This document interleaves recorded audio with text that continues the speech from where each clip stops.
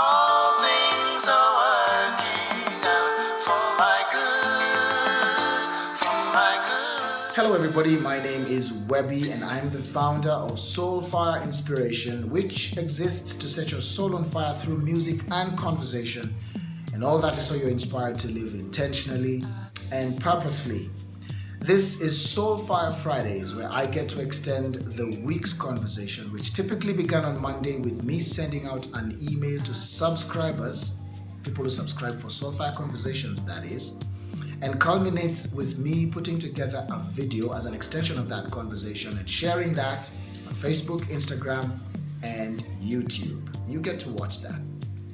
The month of December is about finishing strong, and that's the conversation that we're in.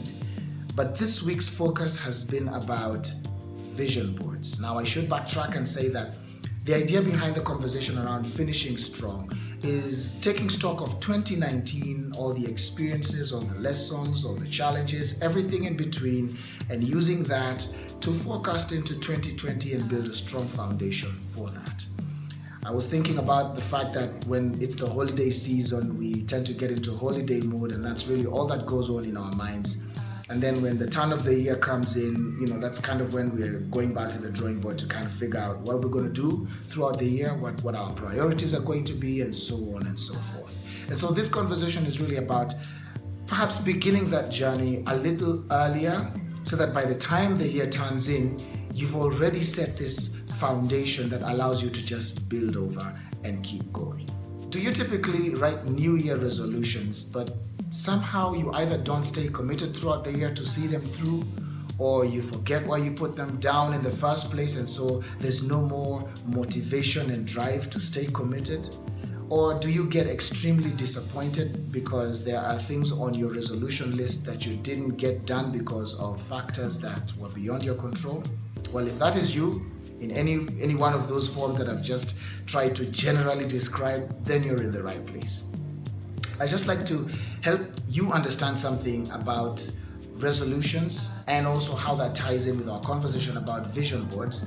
But I'd also like to encourage you to sign up for the conversation where I wrote, actually just sign up for the conversations that I send out every single Monday. This past week I wrote about this, and there's a little bit more detail that I went into in describing what resolutions are, what vision boards are, and how you can take advantage of what they have to offer.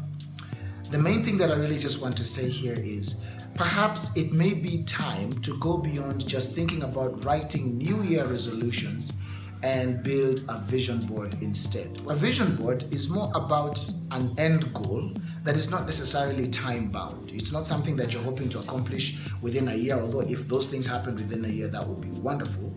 But a vision board is more about becoming than it is about doing. Now, the similarity between vision boards and resolution lists, for example, is that they all have an element of doing. So we're not negating the importance of doing so that you can accomplish something, also so that you can realize something, an ideal reality. But it is far much better to have your focus on becoming rather than just doing, because it's very easy along your journey to forget why you're doing anything in the first place and then begin to struggle with staying committed until you realize whatever it was that is possible out of continuously doing what you're supposed to be doing. If you struggle with resolution or writing resolution lists, then it may be time for you to begin to have a broader perspective, and that's what vision boards are. One of the key things about vision boards is that they allow you to pictorially imagine or represent what an ideal reality could look like for you.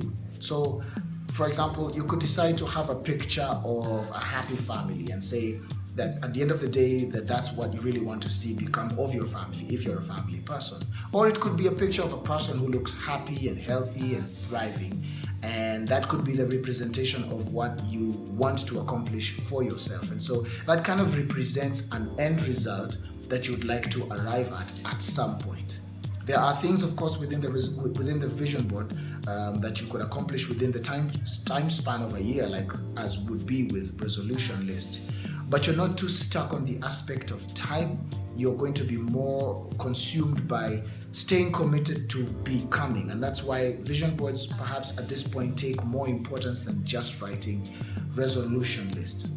In fact, I submit that it might be a better idea to write a resolution list out of a vision board, or rather out of having put together a vision board. Now, it will be difficult for me to be able to put in all the information that I shared on the email right here on the video, because I'd like to keep this as short as possible so that you get as much as you possibly can within the time that you can spare to watch the video.